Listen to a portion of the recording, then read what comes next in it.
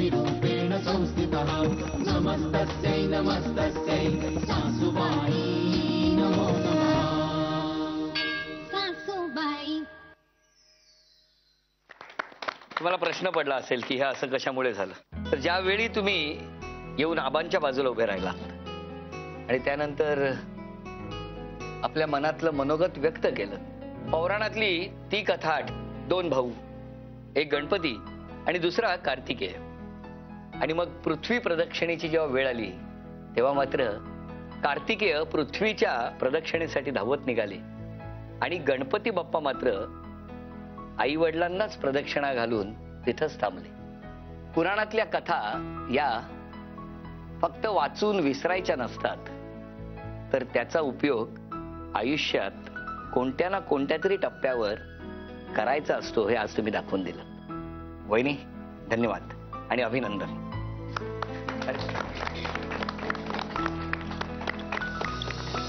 मीरानी आज फक्त पैठणी जिंकलेली नाहीये, तर गेल्या 6 दिवसापासून सुरू असलेली होम मिनिस्टर चॅम्पियनशिपची स्पर्धा जिंकलेली आहे. या घरातल्या मोठ्या सुनेचे अधिकार तिला मिळालेले आहेत. तेव्हा आदेशजी, मी तुम्हाला विनंती करते की हा चाव्यांचा जुडगा तुम्ही तुमच्या हाताने मीराला द्यावा.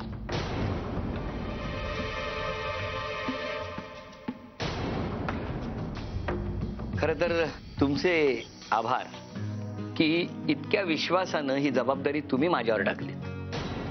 पण त्या घराचे अधिकार हे त्या क्षणापर्यंत सासूबाईंनी स्वतःकडे राखलेले असतात. तुम्ही माझ्यावर जबाबदारी टाकली होती की इथे या 3 सुनांमधून एकीची निवड करा. खेळ छान रंगला, काही क्षण आनंदात गेले आणि पैठणी देऊन ती जबाबदारी मी पूर्ण केली. पण मला असं वाटतं की हा मान खरं तर सासूबाईंचा आहे. कारण याच घरात नव्हे तर प्रत्येक घरातल्या सासूबाईंनी ते घर सुखी राहावं, आनंदी राहावं, पण आयुष्यभर प्रत्येकाची चावी स्वतःकडे जपलेली असते. हा चाव्यांचा जुडगा मी तुमच्याकडे देतो आणि तुम्हालाच विनंती करतो की हा अधिकार तुम्हीच तुमच्या 3 सुनांपैकी कुणा एका सुनेच्या हातात द्यावा. मला या ठिकाणी यायला मिळालं, रत्नपारखी कुटुंबामध्ये काही क्षण घालवायला मिळाले, खूप छान वाटलं. पण या निमित्ताने एवढंच म्हणेन, प्रत्येक घराला अशी सून मिळो आणि त्याचबरोबर प्रत्येक घराला अशी सासू मिळो. चला, कधीतरी कुठेतरी नक्की भेटू. पण आता नेहमीच्या सवयीप्रमाणे म्हणतो, घेऊया काही क्षणांची विश्रांती. निघतो. धन्यवाद. तुम्हा सगळ्यांना शुभेच्छा. थँक्यू.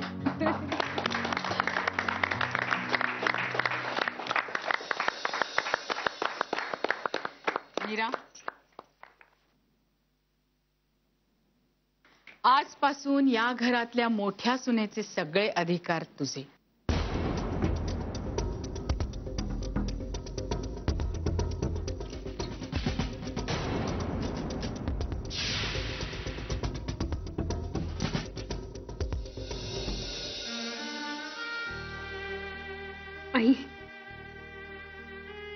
आई, मी खरं सांगते, या अधिकारामध्ये आणि मोठी सून होण्यामध्ये मला काडीचाही रस नाहीये.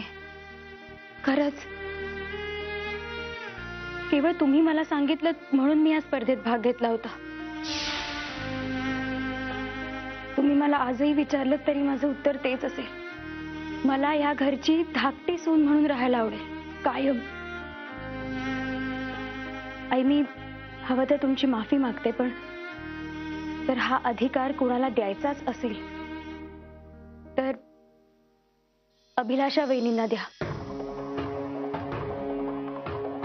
आई, काही झालं तरी त्याच या घरच्या सर्वात मोठ्या सुनबाई आहेत.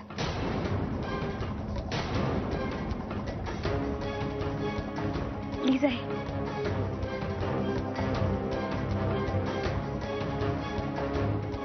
वहिनी, 1 मिनिट. वहिनी, मला ही स्पर्धा जिंकायची नव्हती, खरंच सांगते मी. आणि जिंकले तर काय झालं? हा मान, हा अधिकार तुमचा आहे. तुम्ही ह्या घरच्या मोठ्या सुनबाई होता, आहात आणि कायम राहाल. तो अधिकार मी तुमच्याकडून कधीच परत मागणार नाही. हा किल्ल्यांचा जुडगा घ्या आणि ह्या घराला सांभाळा.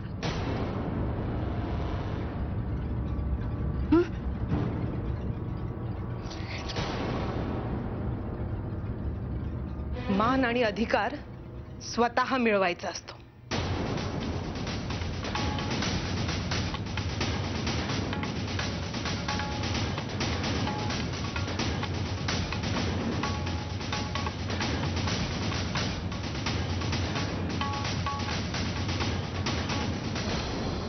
कुणीही भीक म्हणून दिलेला अधिकार आणि मान हा मी माझा अपमान समजते.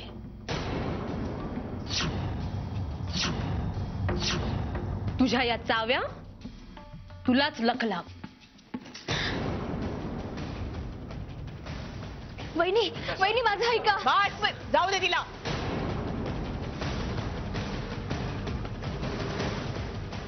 आई, तसंही ती बोलली ते बरोबरच आहे.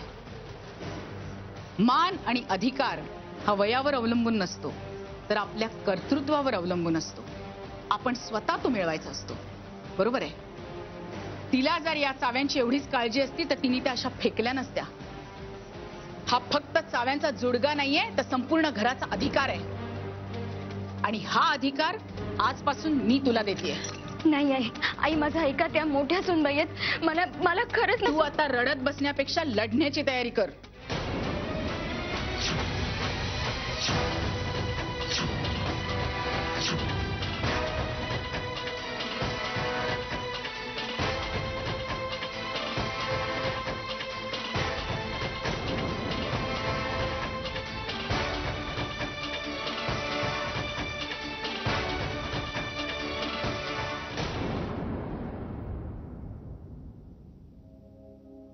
Hello hello.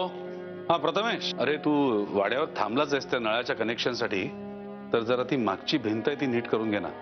हो, तिथल्या लोकांची मदत घे जरा. हो हो चालेल. हो आम्ही पोचलो. हो ठीक आहे. ओके. अभिलाषा वहिनी कुठे आहेत? दारं उघडी आहेत आणि त्या आपल्या आधी निघाल्या होत्या ना, म्हणजे इथेच असल्या पाहिजेत.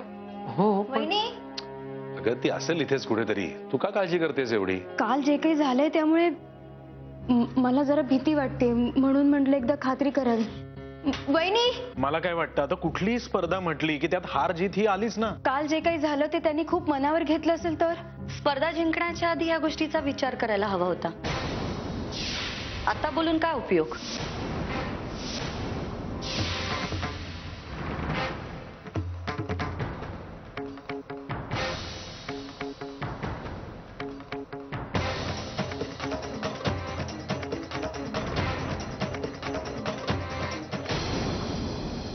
मीरा, मी आहे ना. ऋषी, अभिलाषा तिच्या खोलीत आहे का बघ. नाराज होऊन बसली असेल. बर, मी पाहतो. बाबा, या वेळेला प्रवासात फारच दगदग झाली नाही का? हो रे, वाड्यावरून आलं की कसं फ्रेश वाटतं नेहमी, पण यावेळेला जरा थकल्यासारखं झालंय.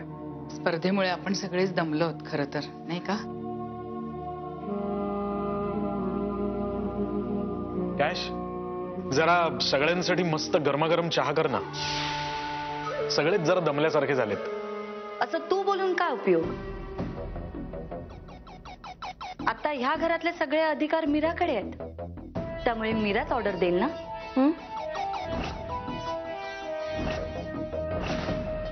हो की नाही मीरा? मीच बनवते सगळ्यांसाठी चहा. थँक्यू.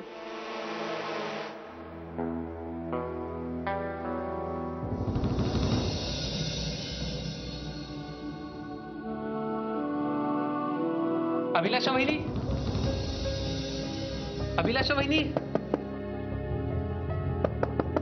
वहिनी, वहिनी.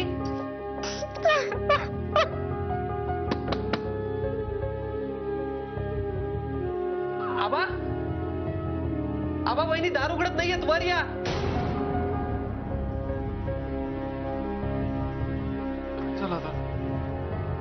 आबा विघ्नेश दादा मीरा. ऋषी काय झालं? काय झालं ऋषी?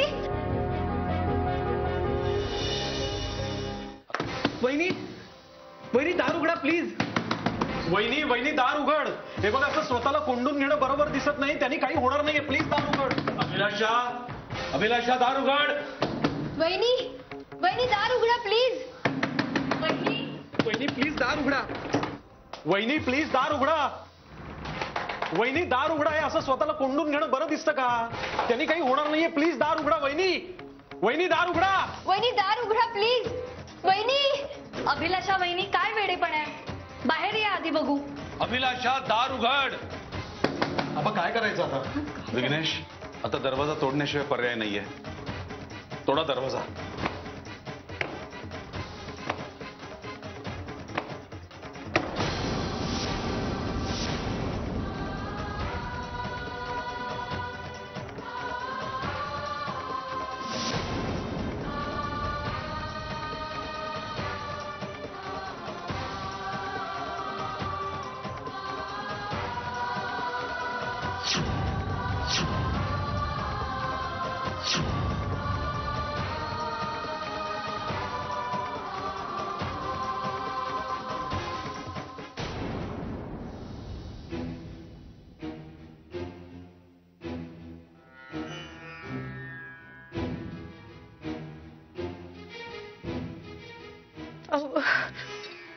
माफ करा मला. ही बांगडी चुकून माझ्या हातात राहिली.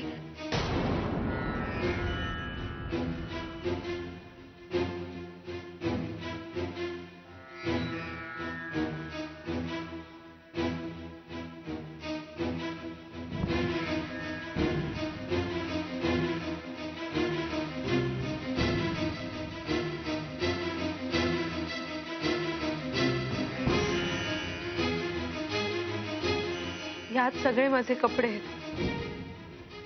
माझे दागिने आहेत.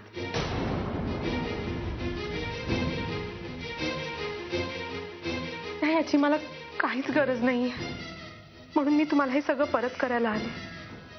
वहिनी तुम्ही असं का बोलताय? मी काय चुकीचं बोलते तूच सांग ना.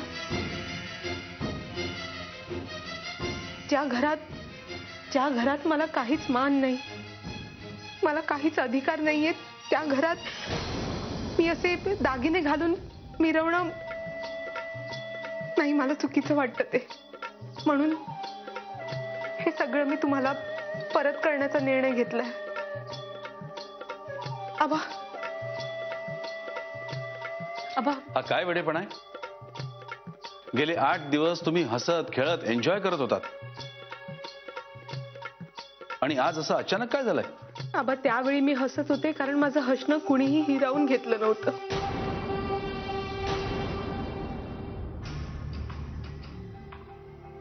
पण आत्ताची गोष्ट वेगळी आहे. हे तुम्ही मला दिवाळीत दिलेलं गिफ्ट आठवतंय ना आबा? मोठी सून म्हणून खूप हट्ट करून मी मागून घेतलेला हा हार. आता मोठेपणाच उरला नाही तर मग या हाराचा तरी काय उपयोग? तुम्ही तुमचा हा हार घ्या.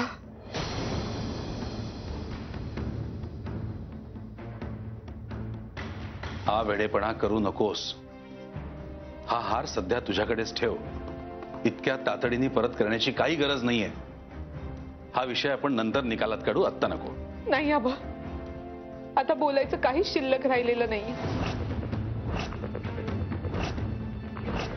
निकाल तर लागलाय, स्पर्धेचाही आणि माझ्या आयुष्याचाही.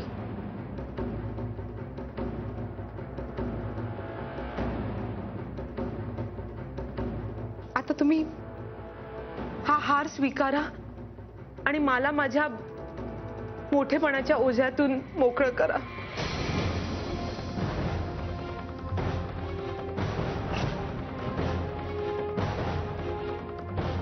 वहिनी प्लीज असं काही बोलू नका आणि असं काही वागू नका प्लीज.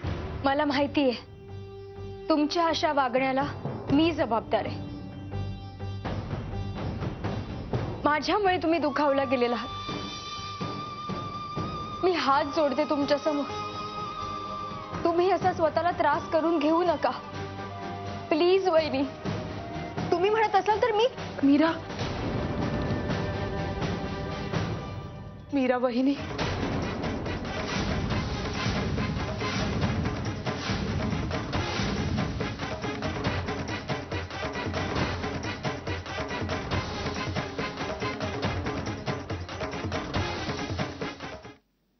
माझ्या अशा बोलण्याचा तुम्हाला राग आलाय का?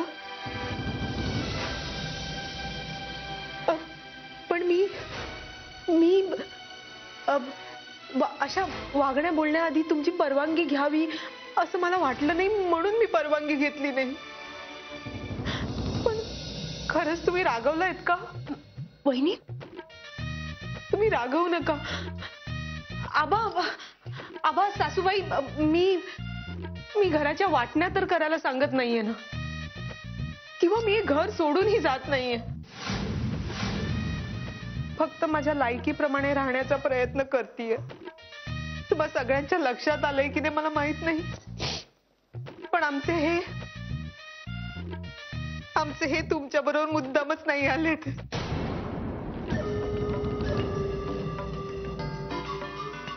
आणि येणार तरी कुठल्या तोंडाने सांगा ना? ज्या बायकोला त्यांनी आजवर या घरावर हुकूमत गाजवताना पाहिलंय, त्या बायकोची अशी अवस्था झालेली कुठल्या नवऱ्याला पाहणार आहे? त्यासाठी एक वेगळ्या प्रकारचं धाडस लागतं, आणि ते माझ्या नवऱ्यात नाहीये. वहिनी, हे बघा प्लीज, तुम्ही आधी जरा शांत व्हा. तुमचा खरंच काहीतरी गैरसमज होतोय. आपण तिकडनं निघताना दादा मला फक्त एवढंच म्हणाला की घराच्या डागडुजीचं थोडं काम आहे, म्हणून तुम्ही पुढे व्हा, इतकंच. दुसरं काय सांगणार ते? इथे न येण्यासाठी त्यांना अजून काहीतरी निमित्त हवं होतं ना. मला अजूनही आठवतोय तो दिवस, जेव्हा मी या घरात आले. तेव्हा या घराला घर पण नव्हतं. बाईचा वावर नसल्यामुळे हे घर फक्त नावाला घर होतं. मी राबले, नुसती राबले नाही, राबले. कुणाला काय हवंय काय नकोय ते पाहिलं, सगळ्यांची काळजी घेतली. मी जरी या घरात आल्यानंतर मला 3 मुली झाल्या असल्या, माझ्या 2 दिरांना मी माझ्या मुलांसारखं सांभाळलं. पण आता जर मला या घरात राहायचं असेल तर कुणाच्या तरी उपकाराखाली राहावं लागणार.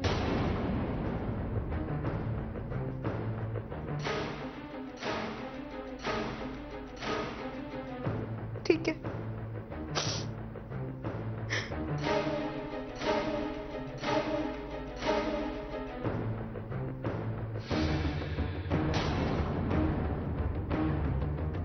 मीरा वहिनी,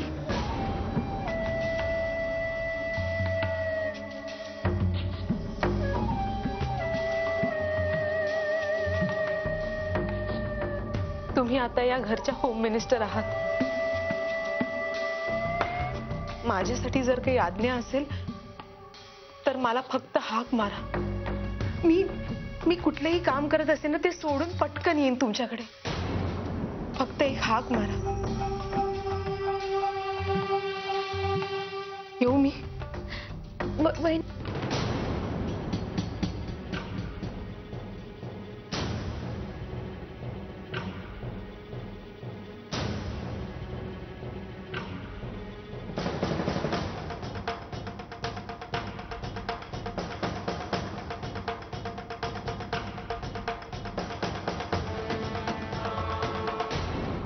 सासूबाई